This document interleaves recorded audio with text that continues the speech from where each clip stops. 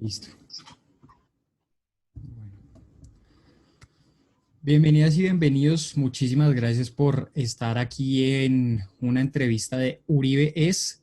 Le invitamos a que le dé like, se suscriba y comparta y sobre todo que explore más de nuestros contenidos aquí en nuestra descripción. En esta oportunidad estamos con Daniel Guillermo de Asa, que es abogado e historiador de la Universidad del Rosario. Daniel, muchísimas gracias por aceptar nuestra invitación. Bueno, no, muchas gracias a ustedes por invitarme. Vale, pues el documental que estamos investigando se trata sobre Álvaro Uribe. Y vamos directo con la primera pregunta. ¿Por qué es un personaje que genera tantas cosas? ¿Por qué genera tanto odio, tanta separación, tantos amores? Mm, bueno, yo dividiría esa respuesta en dos puntos principales. El primero es por el discurso de él.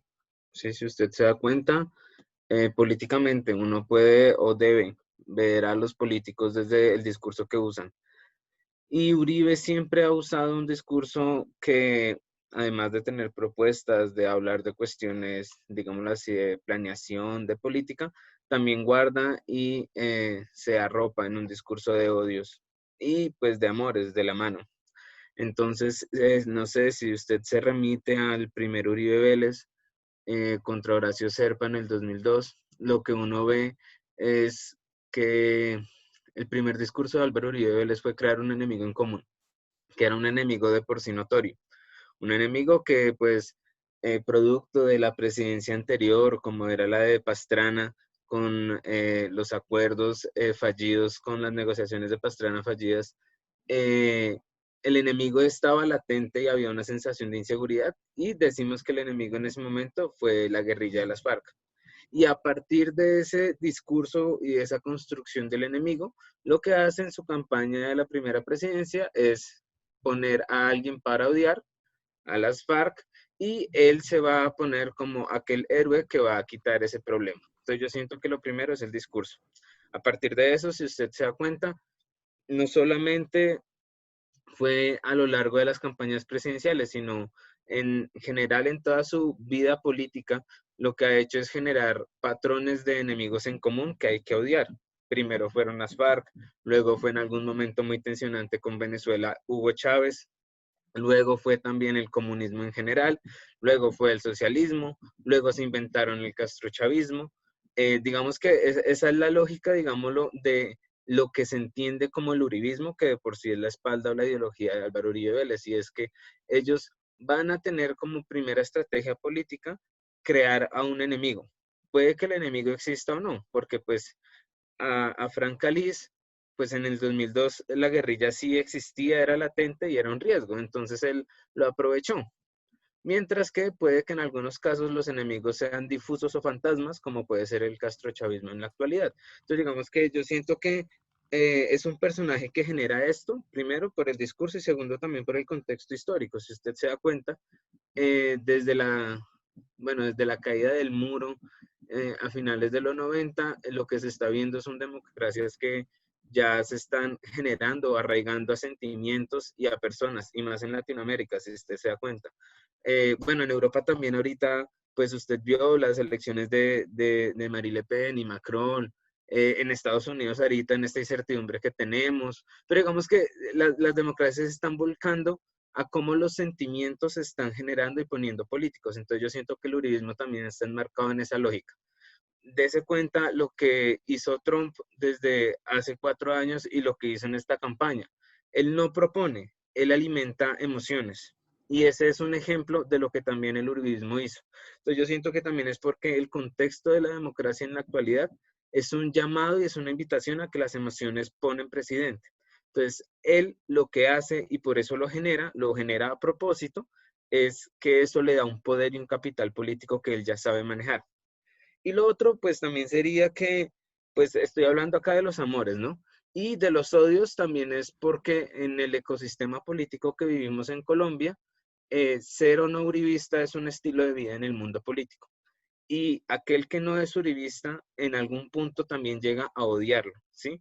por otros factores, porque ya lleva mucho tiempo en el poder, porque son antípodas ideológicamente hablando, o sea, por diferentes cuestiones, pero yo siento que también es que él promueve y genera todos estos sentimientos por el discurso, por el ambiente político, porque se ha demostrado que pone presidente y en general porque, digámoslo así, es lo que se está viendo en una lógica global de la democracia. Entonces, es decir que con Álvaro Uribe se pierde totalmente el ejercicio de una democracia, una política que debería, o bueno, se supone debería hacerse en términos de ideas y propuestas y termina siendo eso únicamente a un reconocimiento como de una figura, como de un héroe.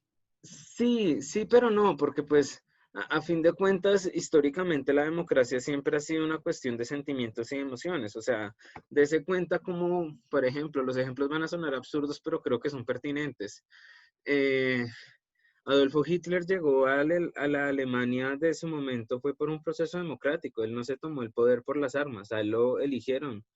En su momento, digámoslo así, eh, si usted se detiene que la mayoría vote por uno, es muy probable que voten por empatía, por sentimientos, porque me cae bien.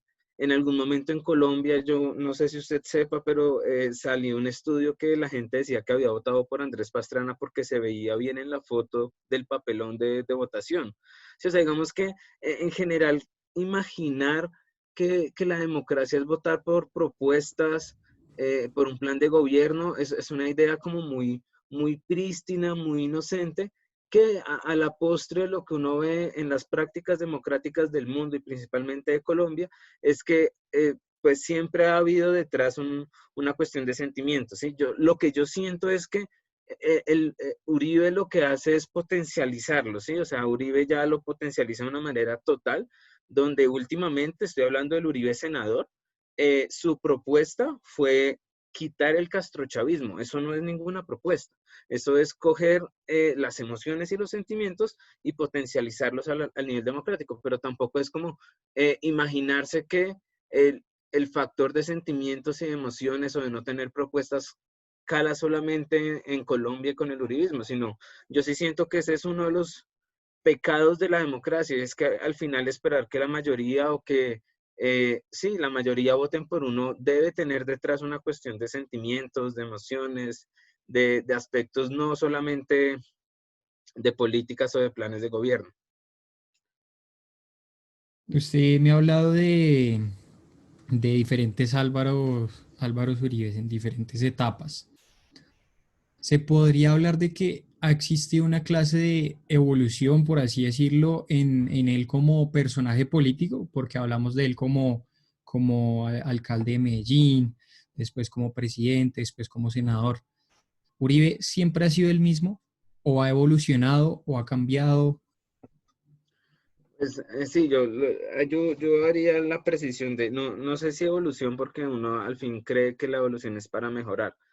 Jugaría más con el cambio. ¿Se ha modificado? Sí, porque pues podemos ver, digámoslo así, el Uribe local y regional. Un Uribe que en la alcaldía de Medellín y en la gobernación de Antioquia respondía, era efectivo, cumplió con sus propuestas, que pues al final y ya las investigaciones de la Corte Interamericana, de la Corte Suprema de Justicia han demostrado que también ya tenía nexos con grupos ilegales, pero digamos que uno lo encontraba muy en el Uribe local, ¿no? En el Uribe que hablaba y que pensaba solo para antioqueños y para gente de Medellín.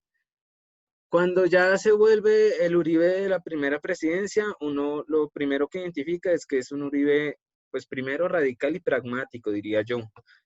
Pragmático en el sentido en que uno también debe darle los puntos, no sé si a favor, pero sí resaltar lo que logró y es que sí mermó el poder de las FARC en su momento. O sea, también hay que, bueno, hay que aclarar y es que pues las cuestiones del Caguán de Pastrana, lo que se hizo fue que Pastrana, antes de acabar la presidencia, firmó el Plan Colombia, que era que Estados Unidos nos iba a dar muchas armas y mucho como estamento militar, y el que se vio beneficiado por el Plan Colombia fue Álvaro Uribe Vélez. O sea, Pastrana nunca pudo hacer efectivo el Plan Colombia porque se acabó su periodo. Luego llega Uribe Vélez y con este poder armamentista que tiene, lo que hace es disminuir el capital militar de las FARC. Eso también es cierto. Entonces yo siento que ese es el primer Uribe. Bueno, el segundo, ya el primer Uribe de la presidencia, digamos así. Un Uribe pragmático que empezó a lograr estas cuestiones. Siento que la segunda transición sería en el momento de la reelección. El momento de la reelección, acá hay dos factores importantes. El primero es que de por sí la constitución del 91 nunca estuvo pensada para una reelección. Entonces lo que surge es que se desbalancean los poderes. Contexto, cuando yo estoy acabando la presidencia, lo que yo hago es ponerle al siguiente presidente el fiscal, el procurador y el contralor. El problema radica en que como si yo ya estoy en Uribe 1, me estoy poniendo al Uribe 2 mi fiscal, mi procurador y mi contralor. Es decir, la balanza de poderes se trastocó y se ignoró a dejar solo un poder monolítico que era Álvaro Uribe Vélez, ya que él tenía su fiscal, tenía su procurador, tenía su contralor. Entonces, digamos que ahí yo ya siento que se empiezan a tener esas características de lo que va a ser el uribismo después. Y es un poder muy anclado en cuestiones muy precisas, muy monolíticas, un poco autoritarias. Ahí yo siento en ese punto muy, muy fuerte. El siguiente cambio de Álvaro Uribe, yo diría que fue cuando la Corte Constitucional le dice no a la tercera reelección, porque él ya debe dejar de pensarse como figura principal del uribismo, digamos así como la figura de la foto, y empieza a construir una serie de séquitos, que es lo que vamos a ver a lo largo del tiempo. Entonces, el primero que conocemos es Juan Manuel Santos. Juan Manuel Santos, todos sabemos, llegó a la primera de Juan Manuel Santos fue por el uribismo, Uribe lo puso. Eh, bueno, entonces ya el siguiente cambio es cuando Santos se desliga de él. ¿Por qué? Porque ya Álvaro Uribe Vélez se da cuenta que, que debe pensar incluso mejor a quiénes va a poner. Entonces ahí ya entra, pues es un contexto también mucho más amplio, pero entran las tensiones de que pues Andrés Felipe Arias, que era el siguiente que iba a ser el que iban a poner en la presidencia, se ve por las cuestiones de agroingreso seguro investigado, pierde todo el capital político y lo que terminan es poniendo a Iván Duque. Y en ese momento de poner a Iván Duque, digámoslo así, en ese transcurso de la segunda presidencia de Santos, lo que vemos es un Uribe que se da cuenta que tener poder no significa tener un cargo. Entonces ya se da cuenta que es el símbolo que la mejor manera de identificarlo es ver el logo del Centro Democrático. Si usted ve el logo del Centro Democrático, es la cara de él, pero oscura, ¿sí? O sea, digamos que yo siento que ese es como el trasfondo que a eso ha llegado él, a darse cuenta que él solo con su sombra, porque es eso, o sea, el logo del Centro Democrático es la sombra de Álvaro Uribe Vélez, solo con su sombra logra poner presidente. El problema radica en que ya con todo esto, con la historia reciente que pasó de su investigación, su renuncia, todas las múltiples, digámoslo, los múltiples contextos que están viéndose a su alrededor, no sabemos cuál va a ser el siguiente Uribe, ¿sí? Lo único que podemos estar seguros, y que él lo ha dicho en una serie de entrevistas, es que no se va a retirar propiamente. Entonces, lo que uno debería esperar o ser consciente es que en un futuro cercano estemos encontrando a un Uribe en otra faceta, con otra lógica de poder. Ya pasó de ser el que manda a poner al que manda, a ser la sombra del que manda. Ahora no sé qué nos esperaría con él. Desde su papel como historiador, entonces Álvaro Uribe podría considerarse un fenómeno. Sí, sí, o sea, es que, bueno, hay muchos factores, ¿no? Porque yo dividiría esta respuesta en dos. Lo primero es que él fue un fenómeno en su momento, bueno, en general, él fue uno de los grandes fenómenos democráticos que encontramos en Colombia, ya que fue el primer presidente, digámoslo así, en la justa proporción, que se salió de las lógicas tradicionales del gobierno. Es decir, voy a ser un poco más claro. Antes de Álvaro Uribe Vélez, uno sabía que habían familias de poder que ponían el presidente. Los Lleras, los Santos, sí, o sea, estaban las familias de poder tradicionales que ponían un presidente y nosotros como colombianos estábamos aceptándolos. Entonces, que llegaba alguien con un apellido López, llegaba alguien con un apellido Pastrana, llegaba alguien con un apellido Santos y así sucesivamente, y era ya una era un poder tradicional de un cierto grupo de familias de Colombia. El problema radica en que lo que sucedió como fenómeno político es que un señor, ¿sí? Estudioso, inteligente, que viene del campo, viene de una finca, llega a decirles, ustedes no van a poner el presidente ahora, porque en ese momento el candidato, digamos así, de la tradición era Serpa. Él dice, yo, siendo un nuevo rico y un nuevo político, lo que voy a hacer es ser presidente.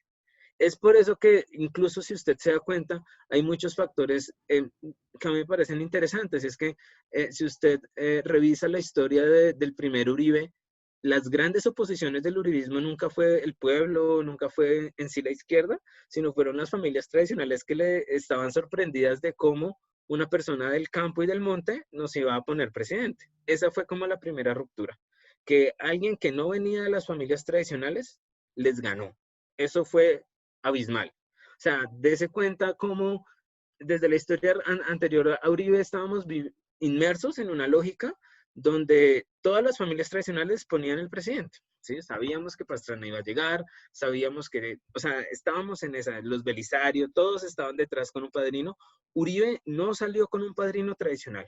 Uribe salió con un padrino que tiempo después pues, vamos a descubrir que tenían vínculos con aspectos ilegales, pero digamos en teoría democrática y en teoría política, ese fue como el primer boom de Álvaro Uribe Vélez, que se salió de que los tradicionales pusieran presidente y él llegó a irrumpirles eso. El segundo punto, diría yo, es que fue, digámoslo así, como fenómeno político, fue un caudillo que ganó, ¿sí? Es decir, nosotros en la historia de Colombia hemos tenido muchos caudillos, entonces le nombro dos o tres, Rafael Uribe Uribe, Galán y Gaitán, ¿sí? Tres caudillos que estaban apuntándole a ser presidente, pero tres que murieron. Nosotros nunca habíamos tenido un caudillo como presidente, nunca habíamos tenido un caudillo con poder. Uribe se vendió como aquel caudillo que iba a acabar el problema de la guerrilla y ganó. Entonces yo siento que ahí se le empieza a sumar, digámoslo así, todas esas fuerzas de que se convierten no solamente en un político, sino en un poder político, porque a la postre nosotros ya no hablamos de Uribe, hablamos del uribismo y eso también hay que entenderlo como fenómeno político.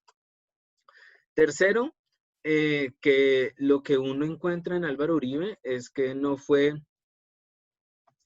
no respondió a las lógicas que se vivían en Latinoamérica, que eso también hay que analizarlo, digámoslo, en la lógica global, porque en la década de los 2000, Latinoamérica en general estaba volcada a la socialdemocracia, un poco más a la izquierda. Usted se da cuenta, en la década de los 2000, pues casi toda Latinoamérica estaba en un gobierno de izquierda, o sea, estábamos con Ecuador, con Bolivia, con Argentina, con Brasil, con esta nueva izquierda latinoamericana, y lo que sucede es que en Colombia surge, fue un gran líder y un gran símbolo de la derecha que va a ser Latinoamérica. Entonces eso también es muy interesante porque a nivel de la historia de Latinoamérica, de la historia política de Latinoamérica, podemos decir que el uribismo, cuando llegó, no respondía a las lógicas que se estaban viendo en todo el continente. Entonces eso también es para tenerlo en cuenta. Y lo último que me parece bastante interesante como fenómeno del uribismo es que él es de las personas, digámoslo así, que ganó su presidencia en un momento, en un momento preciso, ¿sí? O sea, o sea, cuando estábamos en el 2002, todas las encuestas daban por ganador a Horacio Serpa. Todos pensaban e imaginaban que Horacio Serpa iba a ser el presidente. El problema radica en que una semana antes, en un debate que, si mi memoria no me falla, fue en Caracol, Uribe espichó abruptamente a Horacio Serpa, lo arruinó. Y ese debate hizo que Uribe llegara a la presidencia. Pues eso dicen los expertos. Eso a mí me parece también un fenómeno político muy interesante, porque primero se salió de las encuestas y segundo fue por un debate. O sea, ahí uno entiende también la lógica de los debates. Y que al final fue ese momento determinado el que lo llevó a la presidencia. Eso también hay que entenderlo como un fenómeno desde mi punto de vista. ¿Colombia necesita a Uribe o Colombia ya no necesita a Uribe? Bueno, es que Hay muchas variables después de esa pregunta. Lo primero sería, bueno, ¿necesitarlo para qué? Porque uno lo necesita, debe tener un fin para algo, ¿no? Yo necesito el cepillo de dientes para lavarme la boca, ¿sí? Ahí está la idea, ¿sí? No sabría en estos momentos para qué uno lo deba necesitar. Sé que Colombia lo necesitó en un punto. Eso es la primera respuesta. Es, ¿Colombia necesita Uribe? Puede que sí. Puede que el Uribe número uno, el de la primera presidencia, haya sido pertinente, haya sido eficiente, pues teníamos un problema de soberanía nacional que lo que hace Uribe es replantearla. Si en la actualidad esas lógicas que representa el uribismo son buenas o sanas para la nación, no creería. Es decir, yo en estos momentos no me imagino que lo que representa el uribismo pueda llegar a ser lo que necesita el país en la actualidad, ¿sí? Nosotros ya debemos ser conscientes que para mal o para bien hay una lógica y un ambiente de paz, de tranquilidad, de armonía, con todos sus problemas detrás, pero que el uribismo o debe moldearse a lo que la sociedad está necesitando y es dejar ese discurso bélico que nos lleva acompañando más de 70 años o acabar el uribismo. Entonces, para concluir pues, la respuesta, Uribe, bueno, Colombia sí necesitó a Álvaro Uribe Vélez en su momento. Ahorita el uribismo yo creo que ya no es necesario, y más el uribismo bélico y militante que habla de enemigos. Pero también es muy interesante porque yo sí creo que el decaimiento de Uribe es necesario para el país. Hay que saber cerrar el capítulo del uribismo. Es decir, no sería sano que Álvaro Uribe Vélez se desapareciera de un día a otro, porque eso dejaría muchas malas enseñanzas a estas generaciones. No sería bueno que Álvaro Uribe Vélez se perdiera o, bueno, dado el caso, desapareciera. Siento que el uribismo debe irse para dejar la transmisión de lo que, o sea, para dejar algo en la ciudadanía, ¿sí? Mostrar que el todo vale, mostrar que las lógicas bélicas, mostrar que los nexos con el paramilitarismo, mostrar que todo eso ya se acabó, ¿sí? O sea, uno debe coger con pinzas este asunto de necesitar, porque lo que yo sí siento es que Colombia necesita cerrar bien el periodo del uribismo. Porque en esta lógica de transición que estamos viviendo democráticamente hablando, también debemos hacer la transición en los otros aspectos. La transición no debe ser solo con la guerrilla de las FARC. La transición también debe ser con las lógicas violentas que ha tenido el país, entre ellas el uribismo. Entonces yo sí siento que lo que necesita en estos momentos Colombia es saber cómo concluir el uribismo para que le deje una enseñanza democrática al país. Porque es tan complicado a veces para la gente. Usted me menciona sobre hechos que, digamos, Uribe positivamente le brindó al país, como el hecho de poder viajar por carretera, un ejemplo sencillo. Porque para algunas personas actualmente es tan complicado ser, pues se sabe que uno, o sea, casi que por naturaleza no es neutro, pero porque para la gente es tan complicado ser algo central y decir, listo, él hizo esto, o sea, estuvo bien esto. Yo le doy palo, pero también le reconozco esto. ¿Por qué para la gente es tan complicado llegar a ese punto? Pues yo ahí retomo lo que habíamos dicho al inicio y es por la misma figura del caudillo que estamos viendo. Es decir, juzgar a darle flores a alguien que ha hecho cuestiones macabras no es tan fácil, ¿sí? O sea, incluso lo digo acá en la entrevista, a mí me cuesta pensar o tratar de decirle algo positivo a ese señor, ¿sí? Porque siento que es difícil porque uno cree que está legitimando toda la figura de Uribe Vélez, ¿sí? Es decir, si yo digo que Uribe Vélez hizo algo bueno, siento que a la postre lo que estoy haciendo es salvando las cosas, pero pues en un ejercicio democrático y de conciencia como de la historia y del país, uno también debe aceptar que hizo cosas buenas, ¿sí? O sea, como tanto lo juzgan, uno también debe entender cuestiones positivas que se lograron en los gobiernos de Uribe, ¿sí? Entonces yo siento que eso cuesta porque véase la actualidad, el ecosistema que estamos viviendo ahora políticamente hablando. Si yo llego a decir que Uribe hizo algo bueno en un debate o en un escenario político, lo primero de lo que me van a nombrar es de uribista. Y lo segundo que viene con la palabra uribista es legitimar a Álvaro Uribe Vélez. Entonces, como le digo, yo siento que el problema y lo que cuesta a la hora de decir o reconocer, porque ese es el término, reconocer cuestiones positivas de los gobiernos de Uribe, es que se imaginan que al reconocer una cuestión positiva uno legitima todo. Pero yo sí siento que en esta lógica de transición, de, de paz, de armonía, como de reconciliación, uno también debe reconocer juiciosamente los aspectos positivos, porque pues no sé usted qué opine, Mario, pero si él hubiera hecho todas las cosas negativas, no hubiera tenido tanto apoyo, ¿sí? O sea, algo bueno debe tener, porque al final sí, terminó haciendo cosas macabras y lo que pues están descubriendo las investigaciones, las cuestiones del aro, las cuestiones del paramilitarismo, las cuestiones recientes con todos estos vínculos con los narcotraficantes. O sea, todo eso es cierto, pero el Uribe uno también sacó cuestiones positivas que dejaron, y eso es muy interesante porque dejaron marcas tan buenas que después de más de 10 años hay gente que defiende a Uribe solo por el Uribe uno.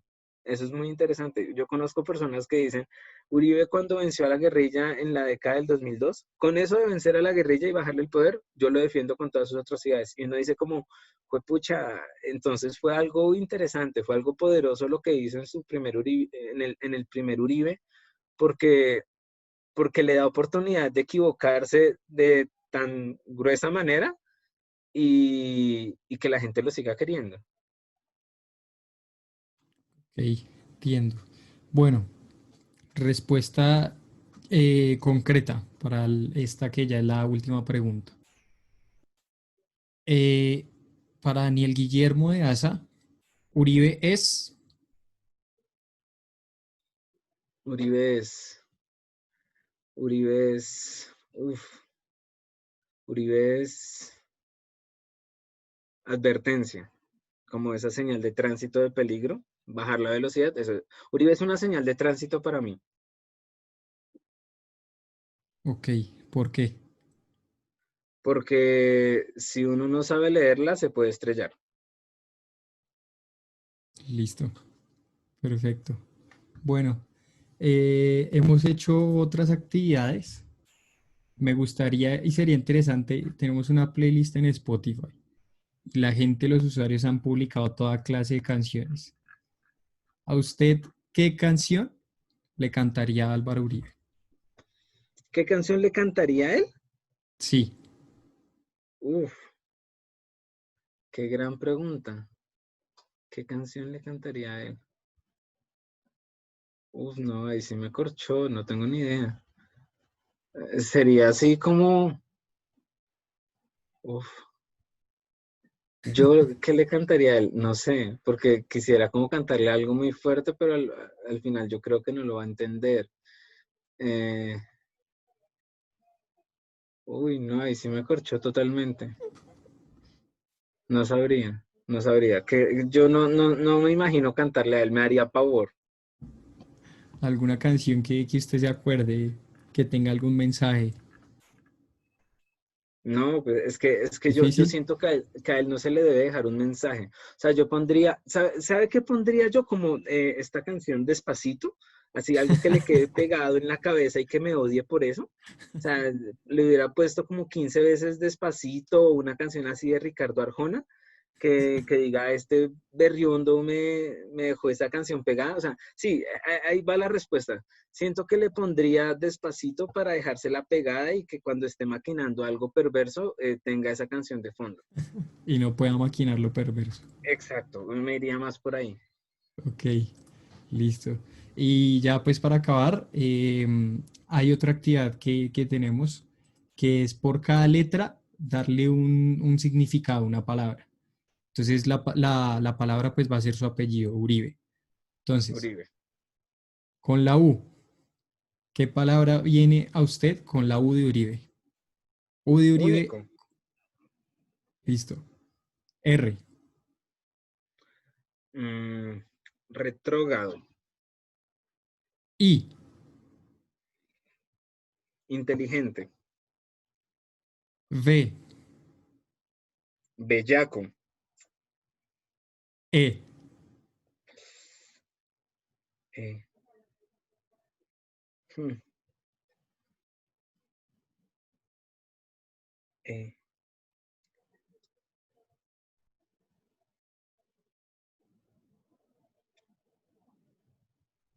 Diría que extinto.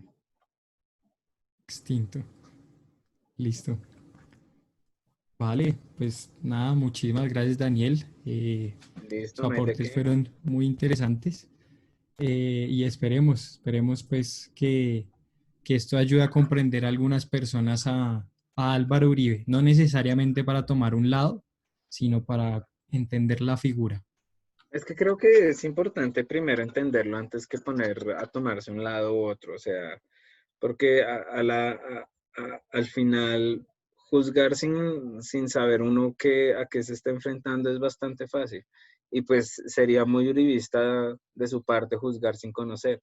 Entonces yo sí siento que pues ojalá sirva. Vale, muchísimas gracias. Bueno, Mario, no hay de qué.